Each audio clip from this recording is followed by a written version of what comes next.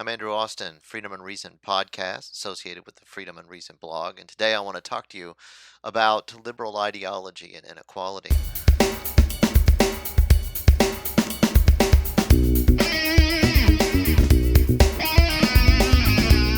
To the extent that liberalism explains inequality by appealing to biological differences between individuals, this ideology aligns with what we know as social Darwinism.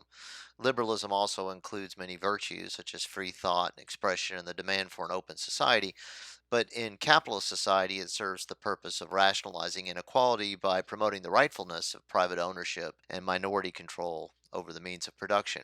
However, the claim that biological differences explain inequality goes beyond rationalization of inequalities born of class relations. Given that the differences associated with inequality may be portrayed as group differences, the explanation may also become a racist one, and it often is. Put another way, if one explains inequality based on the constitutional differences between racially grouped individuals, then the evidence will reify the fiction of race. Why? Because blacks as a group trail whites in every significant category of life chances, which is to say that as a group, whites achieve more than blacks in nearly every area of social and economic life, educationally, occupationally, and so on. Problem with social Darwinism is, of course, generalizing from individuals pre ordered by racist ideology. The social Darwinist doesn't analyze the racist structures that produce group differences along these lines, nor does he discard the racist system of defining and ordering categories by race. Rather, he uses these categories to disguise the source of the problem, and tragically, so do progressives with their left wing identitarian style politics. But more on that in a moment. The social Darwinist appears to make an error in causal thinking, but the error is not a mistake. He means to misdirect his audience.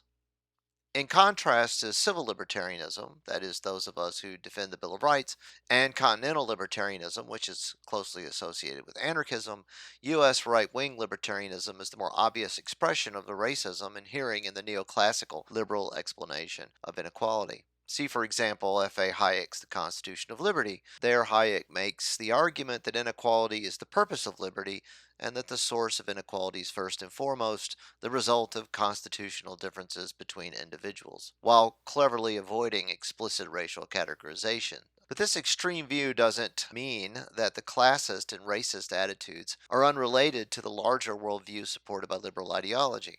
Liberalism was social Darwinistic before the neoclassical innovation that underpins contemporary U.S. libertarianism. Moreover, because an explanation rooting inequality in biological difference reinforces a naturalistic sense of hierarchical social ordering, social Darwinism promotes authoritarian political and legal structures designed to sustain these hierarchies, as well as advancing a victim blaming ideology that functions to legitimize and rationalize human suffering. In other words, right wing libertarianism uses the rhetoric of liberty to dissimulate the authoritarian structure of social relations. Social Darwinism relies on authoritarian political and legal structures because if we view the world through the lens of science, inequality is in fact not caused by natural differences, but by a class based political economic system that appropriates the value produced by human labor through exclusive control over the forces of production, command of land, resources, technology, and, of course, human capital.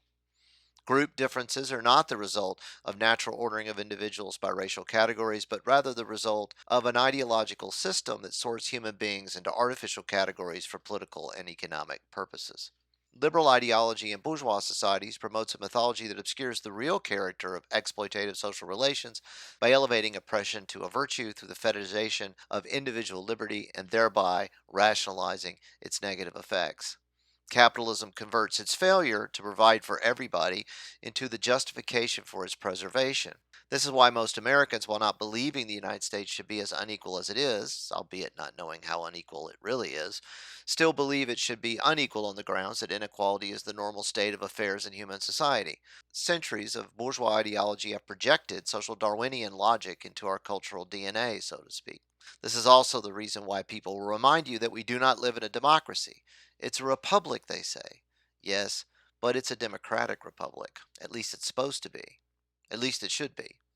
Those who reject the ideology of social Darwinism, or are at least uncomfortable with it, often call themselves liberals, unaware that it is liberalism that is the ideology rationalizing these injustices. In my conversations with self described liberals, I discover a lot of them are closeted socialists. They're against inequalities based on class, but are afraid to embrace the socialist label, a fear that results from decades long effective smear campaign against socialist politics and humanist desire. However, for many, the problem is not as simple as finding the courage to change labels. To the extent that their self identification has led them to identify with organizations, parties, and causes that are liberal, their political and moral consciousness is fragmented and contradictory. They are falsely conscious of their class position and do not possess the attitudes that would allow them to align consciousness with their class position, an actual material position that comes with objectively group interest. Part of the reason why their consciousness is fractured is because they too believe that inequality lies along the lines of race and not primarily along the lines of class. They don't see that ending material inequality by abolishing exploitative economic relations at once ends inequality identifiable by the imposition of the fiction of race.